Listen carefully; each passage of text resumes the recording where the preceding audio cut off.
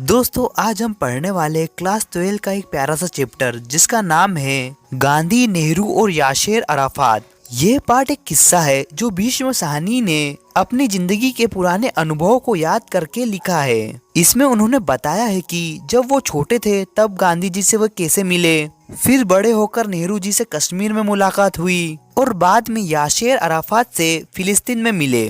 भीष्म साहनी जी ने अपनी जिंदगी के ये मजेदार किस्से इतने बढ़िया ढंग से सुनाए हैं कि पढ़ने में मजा आ जाता है। इस कहानी को पढ़कर हमें उनकी सोच, देशभक्ति और दुनिया भर के लोगों से दोस्ती रखने जैसी बातें भी समझ में आती है। तो आइए दोस्तों हम इसे डिटेल से समझते हैं। साल 1938 में लेखक अपने भाई बलराज से मिलने सेवाग्राम गया, जो वहाँ नई तालीम पत्रिका में सह संपादक थे।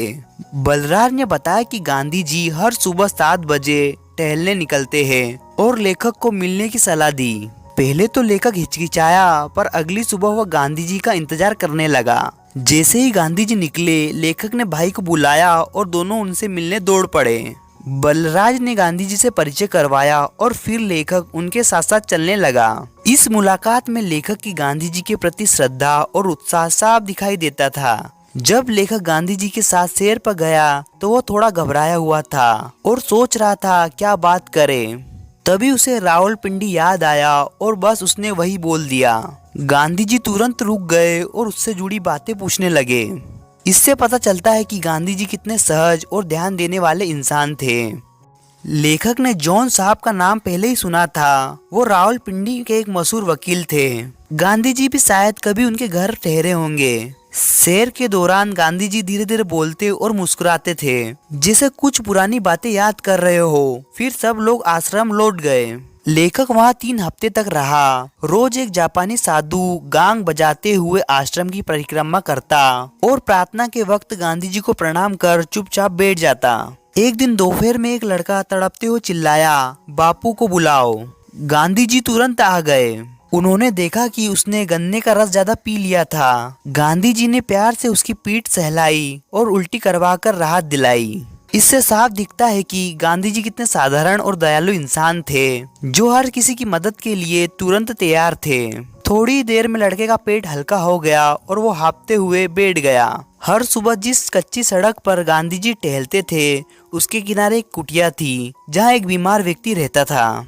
शायद वह टीबी का मरीज था। गांधी जी रोज उसके पास जाते, हालचाल पूछते और बातचीत करते। उनकी बात गुजराती भाषा में होती थी। इससे गांधी जी की संवेदनशीलता और सेवा भाव साफ नजर आती है। नेहरू जी जब कश्मीर गए थे उस समय उनका बहुत शानदार स्वागत हुआ था। झेलम नदी में नाव की शोभा यात्रा निकली और हजारों लोग उन्हें देखने आए। नेहरू जी जिस बंगले में रुके थे वह लेखक के रिश्तेदार का था। लेखक को कहा गया कि वह नेहरू जी का ध्यान रखे। एक दिन खाने की मेज पर कई बड़े नेता बैठे थे। धर्म पर बहस छिड़ गई और नेहरू जी ने सबको समझाने के लिए कहानी सुनाई।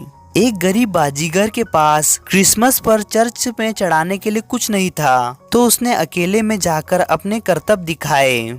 वही उसके प्यार और भक्ति का तरीका था। जब पादरी ने देखा तो उसे गुस्सा आ गया, पर तभी माता मरियम की मूर्ति जिंदा होकर आई और उस बाजीगर के पसीने को पोंछा। सार यह था कि भगवान को दिखावे की नहीं, सच्चे दिल और भावना की जरूरत होती है। नेहरू जी ने कहा, असली धर्म वही है जो दिल से किया जाए, ना कि दिखावे के लिए। लेखक ने यह किस्सा खुद नेहरू जी से सुना था। नेहरू जी का कमरा ऊपर था। वे रात देर तक चिट्ठियां लिखवाते रहे।